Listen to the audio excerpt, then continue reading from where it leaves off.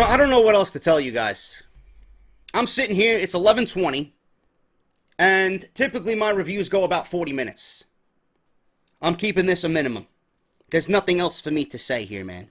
There really isn't. Everything that I stated about AJ Styles obviously makes me look like a fucking genius. Everything that I stated about AJ Styles and the way that they should have debuted him made me look like a fucking genius. Now look at where we are. Look at where we are now on May 23rd, 2016. I want you guys to go back to 1997. I want you guys to think back to Bret the Hitman Hart fighting for the WWF Championship against The Undertaker in the Izod Center in New Jersey. Shawn Michaels was the special guest referee of that match. Okay? If Shawn Michaels interfered in that match, he would be banished from the WWF. If Bret Hart did not win the title, he would be deported back to fucking Canada. The reason why I mentioned this match is because, number one, it's in New Jersey. Number two, if you ask me, what is my favorite ending to a WWF Championship match, that will always be the answer. That one match started what is known as the Attitude Era. Now, when someone asks me, JD, what is, in your opinion, the worst ending to a WWF Championship match, WWE Championship match of all time? I will always and forever answer WWE Extreme Rules 2016. AJ Styles versus Roman Reigns in an Extreme Rules match. I have never seen a more disgusting ending in my entire life. And I sat here for 20 fucking minutes, take after take after take, to find the right words to deliver this review. I have nothing. I have nothing. I'm not going to be angry. I'm not going to sit here like a fucking goon and say I'm going to cancel the WWE Network. I will do no such things. It's pointless. Nobody will believe you. I'm going to continue to watch, and I'm going to continue to be a fan. But when you ask me, JD, why do you hate Roman Reigns? Why do you dislike Roman Reigns?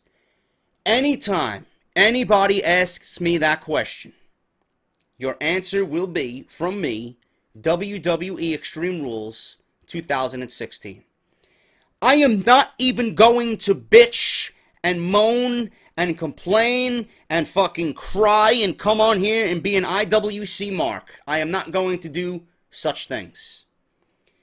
All I will tell you is this, and this review will be kept short, it will be kept sweet, and I want you guys to think about the logic here. This goes for everyone who cheers Roman Reigns and sucks Roman's cock every single time he comes out. I want you guys to think about this, and think about it logically, suspending your belief, okay? What makes Roman Reigns better than everybody else? We all know it's a scripted product. We all know the WWE machine is behind this fucking goon. We all know that the agenda is to always make Roman Reigns look strong. We get that. But I want you guys to logically think about what I'm going to explain to you. Why was this match and the ending one of the worst of all time, if not the worst of all time? Roman Reigns received not one, but two Styles clashes. The second one on a steel chair. The Styles clash was protected since AJ Styles has stepped foot in the WWE. The Styles clash was only supposed to be used in situations, right? It was supposed to be used in those types of situations where it is deemed important and a must. Styles obviously thought tonight was a must. Styles even said he will do whatever it takes to beat Roman Reigns. So he delivered not one, but two Styles clashes, the second one on a steel chair. Roman kicks out of both, as if it's like nothing. As if it's a Hogan leg drop. As if it's a fucking Kali chop. Roman kicks out of both Styles clashes. Before that, he receives a boot of doom and a beatdown from Gallows and Anderson. Again, a 3-on-1 Wolfpack mentality, and Roman survives everything. He gets up as if nothing ever happened. After all this, the boot of doom, the Styles clashes, one on a steel chair, AJ Styles becomes obsessed with the fact that Roman Reigns is continuing to kick out. He takes a steel chair, and literally, you could fucking feel from the comfort of your fucking couch the impact that Roman Reigns felt when AJ Styles delivered chair shot after chair shot after chair shot. He took out everyone in the flat line, the bloodline, the goon line, Usos, Roman Reigns. They were all taken out by someone wielding a lethal weapon. Someone wielding a lethal weapon who is enraged enough to fucking go on a barrage and smash anything that fucking moves around him. AJ Styles did that. Roman kicks out. Roman stands to his feet. Roman delivers a fucking spear from a man who's about to deliver another finishing move in his arsenal, misses it, is countered with a spear. 3. And it's over. And I'm sitting there, fumes coming out of my fucking nostrils, fumes coming out of my ears, not because Roman Reigns won. I don't give a shit if WWE booked Roman Reigns to win. The way that they booked him is the way that killed AJ Styles, killed Luke Gallows, and killed Carl Anderson. I am not upset that Roman Reigns won. We all knew Roman Reigns was going to win.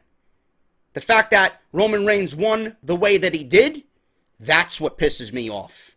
And all you fucking people who are on this Roman Reigns cock train, getting on your hands and knees anytime that you can you honestly tell me what you seen tonight suspends your belief watching a scripted product?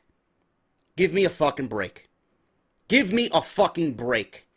WWE, in less than fucking 5 minutes tonight, officially buried the Bullet Club.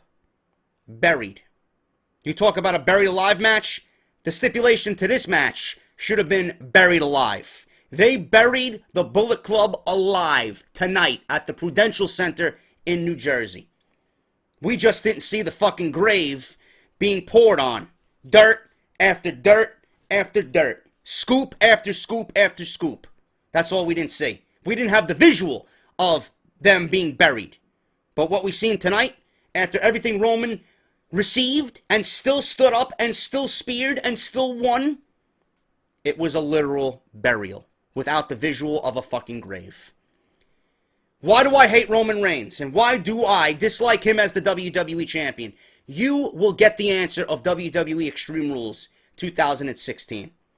I state here clearly, May 23rd, 2016 at 11:30 p.m. This was the worst ending in WWE history. Ever. I've never seen a worse ending in my entire fucking life for a WWE Championship match. Other than that, the match itself was fucking good. I enjoyed the fuck out of that match. I was enjoying the match. A glimmer of hope. I didn't think WWE was this fucking ignorant and stupid. I knew that they are. I knew that they would fucking make Roman look strong, but tonight was ridiculous. Tonight was ridiculous. There was a fucking glimmer, a fucking cunt's hair hope. A cunt's hair glimmer of hope. I thought Roman would lose the title and Vince McMahon would fucking pull the plug on this fucking flat line and just completely kill Roman Reigns' push. Because of the way he's been received. It's a failure. After the fucking chair shots, I thought it was over. It wasn't over. It was over for AJ Styles. He just didn't know it. Absolutely terrible. Whoever produced that match should be fucking ashamed of themselves. Meanwhile, I'm sure someone in the back is fucking praising Roman Reigns, great match. AJ Styles carried the whole fucking thing. Roman, great match. Nobody gives a shit about AJ Styles. Roman, great match. Roman, great match. Are you fucking kidding me? You bring these guys in to get buried by Roman Reigns. You bring these guys to get buried by Roman Reigns and deliver every fucking possible thing that they have in their arsenal, which made them superstars in New Japan, winning title after title after title, overtaking an entire company with the biggest stable in professional wrestling when they were around. In WWE, they're just like the social outcasts without the name. Awful. I have no other ways to describe it at all. And then you people want to know, why are they booing Roman Reigns? Why are the crowds so hostile towards Roman Reigns? Why don't people appreciate Roman Reigns? Do you want to know why? WWE Extreme Rules 2016. All you need for Roman Reigns is for him to come out on Monday Night Raw in a fucking phone booth. The lights go out. He comes out dressed with the big S on his shirt, standing there with his fucking hands on his waist and a red cape blowing in the wind. Blowing in the wind. That's all you need for Roman Reigns. Who's Roman Reigns going to go to the next Halloween party as? Himself. Who are you supposed to be, sir? Oh, I'm Superman.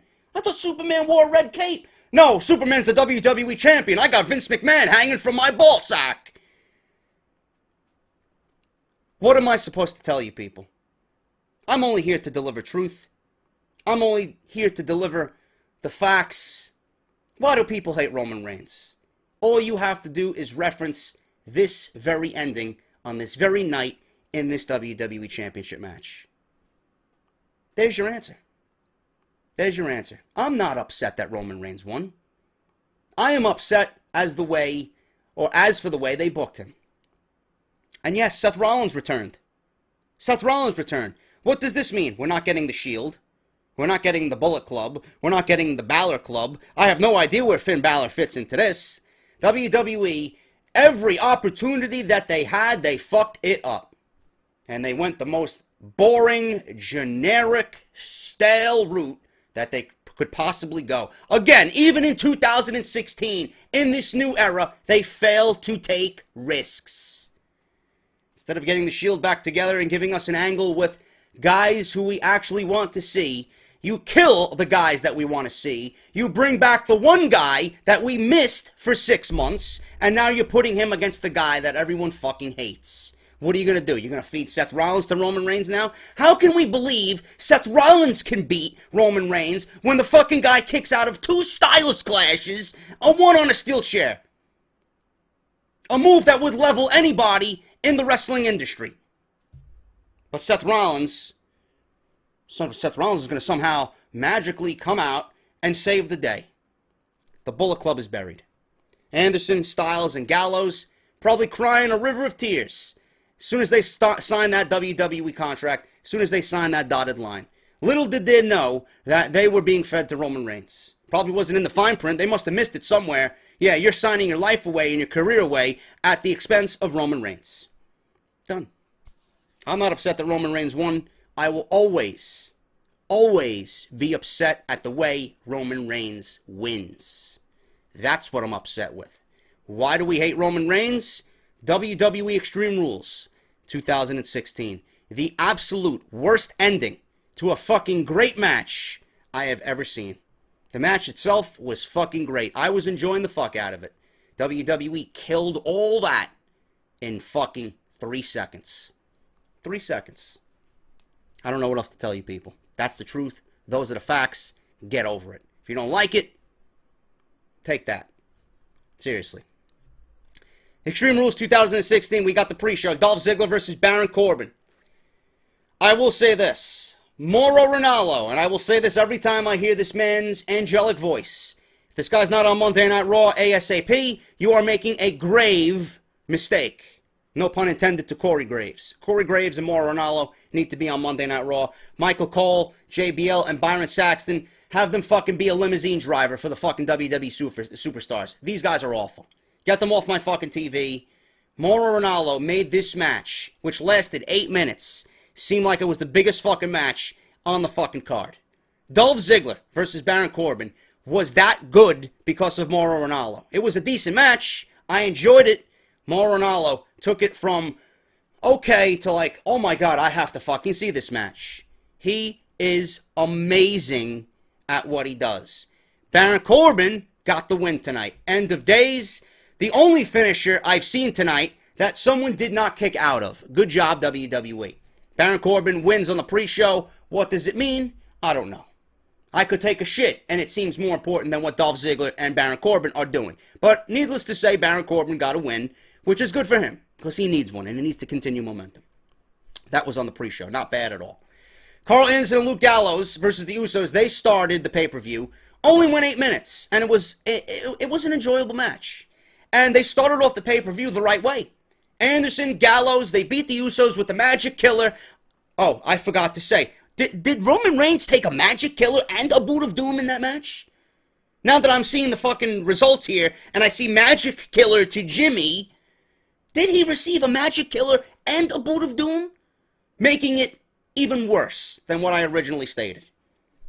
Yeah, but Roman Reigns is the greatest WWE champion of all time, right? Apparently, that's what WWE wants us to believe. My brother actually stated something to me before he walked out of my apartment. You know Hulk Hogan, the way WWF used to book Hulk Hogan? It was fucking nauseating. Every fucking pay-per-view, you heard that fucking theme song end a pay-per-view. You couldn't stand it. When you grew older, you knew this shit was getting fucking tiresome and boring and lame. At least when WWE booked Hulk Hogan, they booked him to lose every now and then. Roman Reigns, I'm still looking for this guy's first singles loss. You mean to tell me Roman Reigns is being booked stronger than Hulk Hogan? Fuck out of here. Seriously. And when I thought about that, I'm thinking, you know what, you're right. Hulk Hogan was booked to lose every now and then. They're making Roman Reigns look stronger than fucking Hulk Hogan of the 80s. How is that possible? And who gives a shit about this tornado match? If Carl Anderson and Luke Gallows beat the Usos, what difference does it make? The ending that we got tonight doesn't even make a fucking difference. Who gives a shit?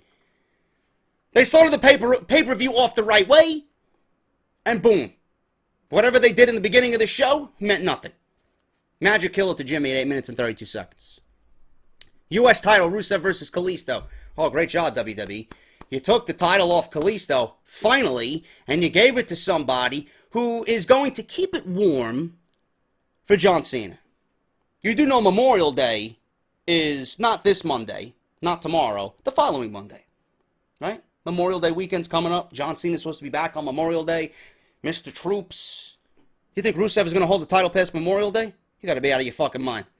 Rusev is merely putting this in the oven at 300 degrees. He's putting the U.S. title in the oven at 300 degrees. He's going to walk away for a little bit. And then when it's ready and it's nice and toasty and it's got a nice brown top, nice little crisp crunch to it, he's going to pull it out. And he's going to walk into Monday Night Raw on Memorial Day. And all of a sudden, you're going to hear John Cena come out and give us a speech about why Memorial Day is so important and how we should tribute the troops and remember the troops. And then he's going to win the United States title. And that warm, toasty, delicious-looking United States title is going to go right around the waist of John Cena. Ultimately, bringing the title back to relevancy and killing Rusev all in one fell swoop. That's all that is. That's all that is. But I did enjoy the ending to this match. Kalisto looked like he was out of it. I don't know what the fuck was going on. But I did like the ending where the referee was trying to push Rusev back and he did not want the match to end on a forfeit. He kept kicking Rusev. He kept kicking Kalisto while he was down. He kept trying to get the accolade on him. And then it came to a point where the referee says, you know what, fuck it. Just fucking do the move and end the match. Rusev wins the United States Championship. He beats Kalisto. We have a new United States champion. We've seen a trailer for Teenage Mutant Ninja Turtles 2 featuring Sheamus. Great. We don't want to see him on Monday Night Raw, but now we have to see him reprising the role of Rocksteady. Great. Now you're ruining my childhood, Sheamus. I don't know whether I should be offended by that or not. Please, get the fuck off my TV. And now you're infiltrating one of my childhood cartoons that I adored so well. I mean, really? Yeah, great for Sheamus that he's in a fucking big Michael Bay film, but Sheamus as Rocksteady? Rocksteady's Irish? Shit, I didn't know that. Unbelievable. Sheamus in Ninja Turtles 2 coming out this summer. I won't be watching it. I don't fucking care. I didn't even see the first one. Tag team titles, The New Day versus the Vaudevillains. New Day cut a beautiful promo in the beginning of this match. And then, you know, it's so hot when the New Day comes out and they do their shtick. And they were very energized tonight. The fucking New Jersey crowd was loving them. All of a sudden, you see the fucking Vaudevillains entrance and it's all black and white. Reminded me of a fucking friend you don't want to see. Someone that you just don't want to see. Reminded me of a fucking party that you're at. And the New Day is this hot, beautiful woman that's just, you know, illuminating. And you want to fucking get her number. You want to get her a drink. And you fucking spitting your game to her. All of a sudden, the Vaudevillains come out. And he makes his way and butts his way into the conversation. And this guy's trying to fucking cock block your evening. That's exactly what the Vaudevillains entrance did here. Because I could have listened to the New Day for another fucking 10 minutes the way they were going on and on with their promo. Then the Vaudevillains come out, and they just ruin everything. Crowd gets silent. But this match went 6 minutes. And I don't know why this went 6 minutes. I'm trying to figure out maybe if someone got hurt here. But 6 minutes for a tag team title match, but then the Asylum match got fucking near 30 minutes. I don't understand that one. Which we'll talk about that in a second. New Day, obviously, beat the Vaudevillains. Shining Wizard to Gotch. There was a moment in this match where they got the Whirling Dervish on the New Day, and I thought the fucking match was over. I thought the WWE was actually going to give the Vaudevillains the win and maybe gain some momentum for that team in which they desperately need. But the New Day wins, Shining Wizard to Gotch, and they retain the tag team championships. Where do the Vaudevillains go from here? Probably nowhere. I think WWE's going to fucking job them out. I don't think they're going to be in anything else important. Enzo should be back very, very soon. I wouldn't be surprised if he shows up on Monday Night Raw.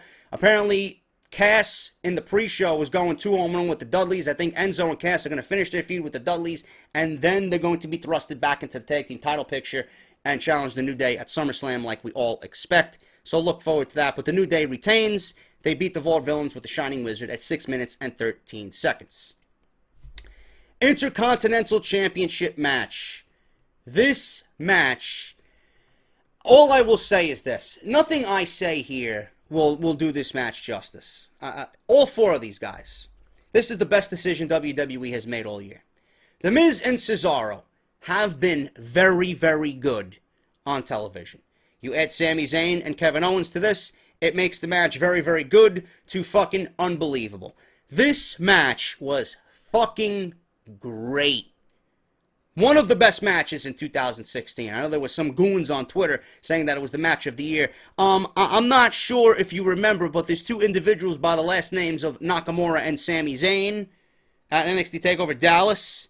Yeah, no, it's not the best match of the year. It comes close, but it's not there. Okay? Definitely in the top three, no question.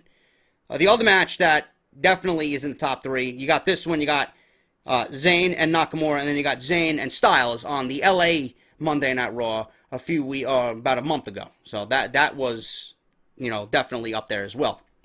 But this match was fucking phenomenal, man. All four of these guys brought it.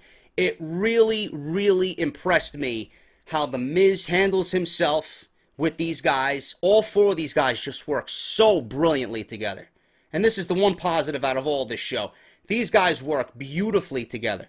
The Miz is really starting to grow on me as a WWE champion. If you give The Miz someone to legit work with, he will deliver. The Miz is serviceable in the ring. He is very good in the ring. He's not bad, he's not great, but he gets by. And with Maurice by his side, it's really making him a credible WWE Intercontinental Champion. Kevin Owens, Cesaro, Sami Zayn. Yes, we know that these guys are three of the best in-ring workers on the fucking roster. We know that. But there's some people telling me this was a wrong decision for The Miz to win this match. Why? Why do you think The Miz winning and retaining is the wrong decision? The other guys do not need the title. Kevin Owens, Cesaro, and Sami Zayn, they will get by just fine. They do not need the title. The dynamic of Kevin Owens and Sami Zayn right now does not need the title. Wherever Owens goes, Sami Zayn will be there. Wherever Sami Zayn is, Kevin Owens will be there. Cesaro is so good, he doesn't need a title right now. Yeah, he deserves one, but he doesn't need one. Not with Money in the Bank coming up. Why are you going to take the title off The Miz when he's not going to factor in Money in the Bank? The Miz will probably move on to someone else. Maybe he got another match with Cesaro at Money in the Bank. I don't know. But Miz is not going to be in the Money in the Bank briefcase match.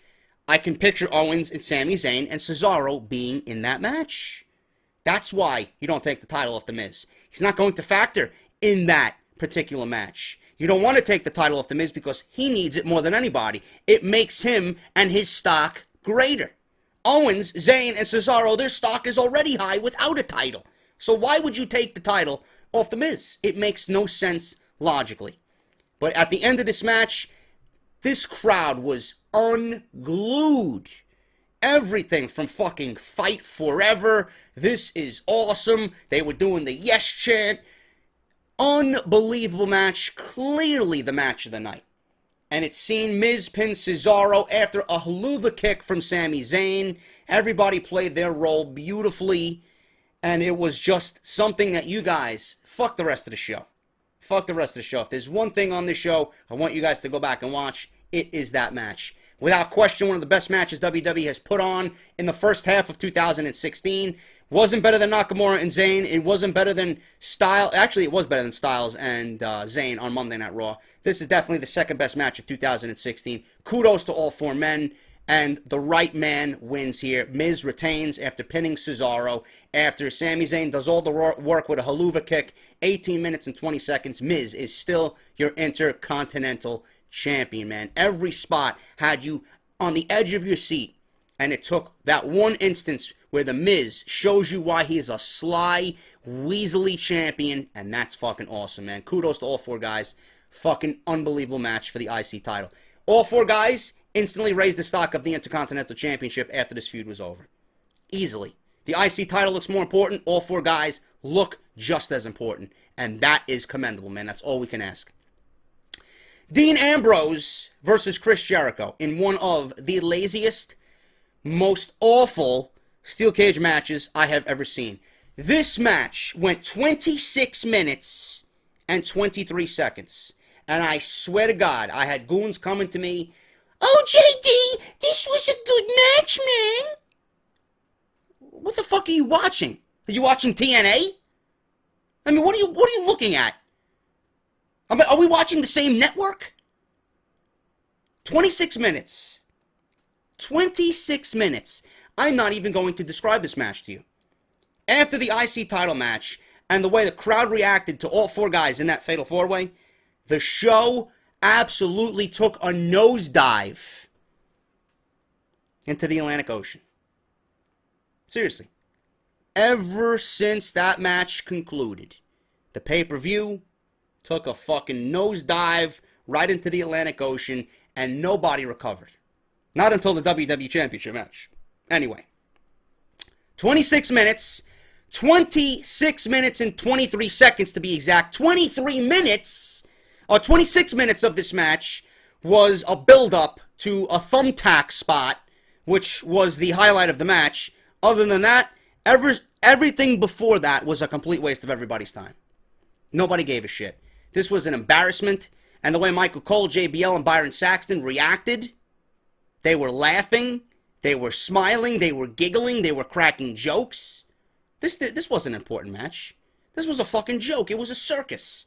So if the announcers are cracking jokes on the match and everything that's happening in the ring, why am I going to take it seriously?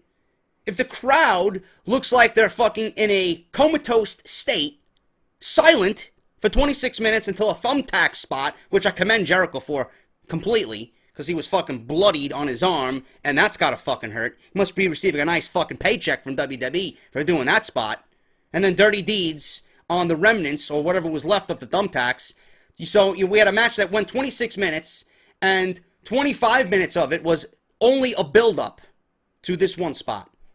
Absolutely a waste of fucking everybody's time. Goes to show you it was a waste of a feud. They fought over nothing but fucking plants and jackets. And thank God this match is over. It was fucking dead up until the tax. That's it. Dean Ambrose wins, rightfully so. He beats Chris Jericho, Dirty Deeds. And he goes on to beat Chris Jericho in the Ambrose Asylum. And then the Women's Championship match went about 10 minutes. Nothing special at all. Charlotte retains. Again, outside interference. Ric Flair's banned from ringside, but that doesn't stop WWE from booking interference. Dana Brooke comes out of nowhere and rekindles her partnership with Charlotte. And now we have Dana Brooke and Charlotte together again. This distraction gets Charlotte some cheap heat. She puts on the figure eight. Natty taps at 9 minutes and 34 seconds. And we have Charlotte retaining the Women's Championship. I would have loved to seen Charlotte win on her own. I think she's more than capable of doing that on her own. But WWE continues to book her for 265 some odd days as champion. And every one of those days, she's had interference in her matches to help her retain the title. What type of reign is that? I mean, enough is enough already. Seriously. She can win on her own. She's a big girl. The interference was not needed at all. I mean, it gives Dana Brooke a nice rub. She'll be with Charlotte. It'll get her some nice heat. She definitely needs help, and she needs that presence there with her now that Emma is injured. But Charlotte can win on her own, man.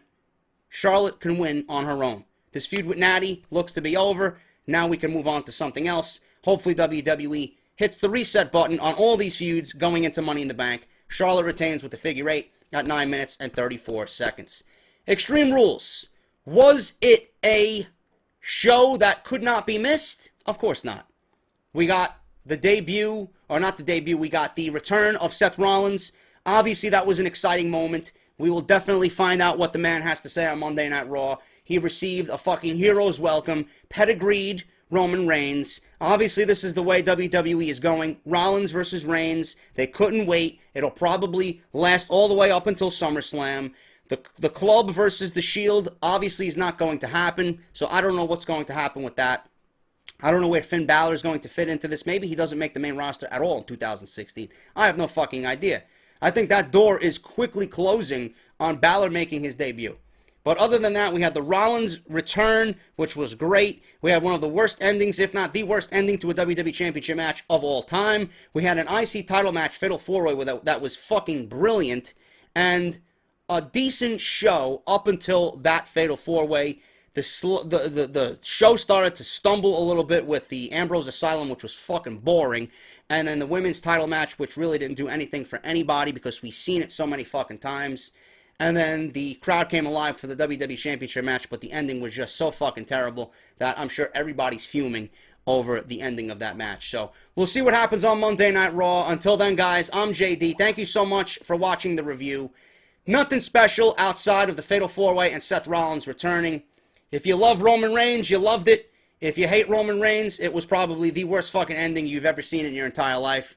And certainly, I will stick to my guns on this. Why do I hate Roman Reigns? Tonight is the definitive reason as to why. I don't mind that Roman Reigns won, but the way he won it is always, or the way he wins his matches is always going to be a problem. The fucking shining light out of all of this, WWE reading social media comments this week, will be absolutely fucking gold after Extreme Rules. Not going to go up on Monday, but I will definitely get it up on either Tuesday or Wednesday, so look forward to that. If you guys missed any of my videos over the weekend, links are down below and annotations in the video. Hit that thumbs up. I'm JD. Thank you so much for watching. I'll be back with Off The Script Part 4 tomorrow morning. Until then, I'm JD, and I'll see you guys on Monday for more great WWE content, man. I'm JD. Talk to you guys later. Hit that thumbs up, and I'll see you all for Off The Script on Monday morning.